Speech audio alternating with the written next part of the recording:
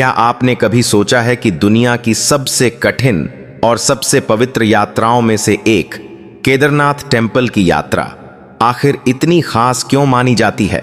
क्यों हर साल लाखों लोग अपनी जान की परवाह किए बिना पहाड़ों की ऊंचाइयों में बसे इस धाम तक पहुंचने का सपना देखते हैं?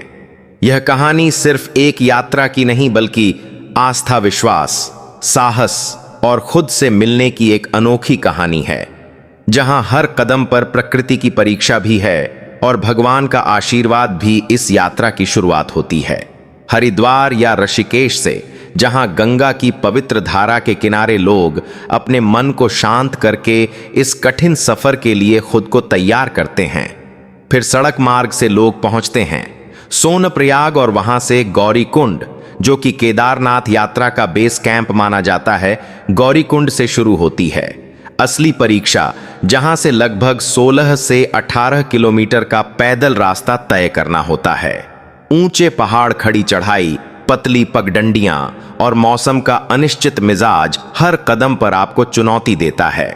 लेकिन जैसे ही आप आगे बढ़ते हैं, आपको हर तरफ से जय केदार बाबा की गूंज सुनाई देती है, जो आपके अंदर एक नई ऊर्जा भर देती है। कुछ लोग घोड़े, खच्चर या पालकी का सहारा लेते हैं, तो कुछ अपने पैरों पर भरोसा करके इस सफर को पूरा करते हैं। रास्ते में आपको झरने मिलते हैं, बर्फ से ढकी चोटियां दिखाई देती हैं और मंदाकिनी नदी की गर्जना आपके साथ साथ चलती है।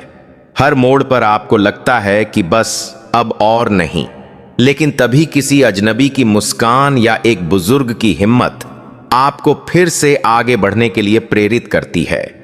जैसे जैसे ऊंचाई बढ़ती है, ऑक्सीजन कम होती जाती है, सांसें तेज चलती हैं और शरीर थकने लगता है, लेकिन मन में एक ही लक्ष्य होता है, बाबा केदार के दर्शन। जैसे ही आप मंदिर के पास पहुंचते हैं, सामने बर्फ से घिरा भव्य मंदिर दिखाई देता है, जिसे देखकर सारी थकान पल भर में खत्म हो जाती है।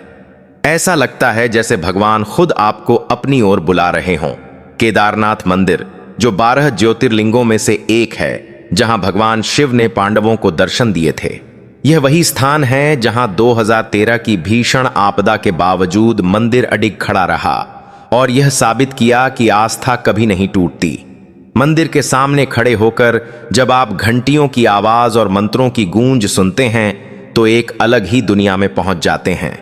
यहां समय जैसे थम जाता है और मन को एक अजीब सी शांति मिलती है। दर्शन के बाद लोग घंटों बैठकर इस दिव्यता को महसूस करते हैं। कुछ लोग रोते हैं, कुछ ध्यान में लीन हो जाते हैं और कुछ बस उस पल को अपने दिल में कैद कर लेते हैं।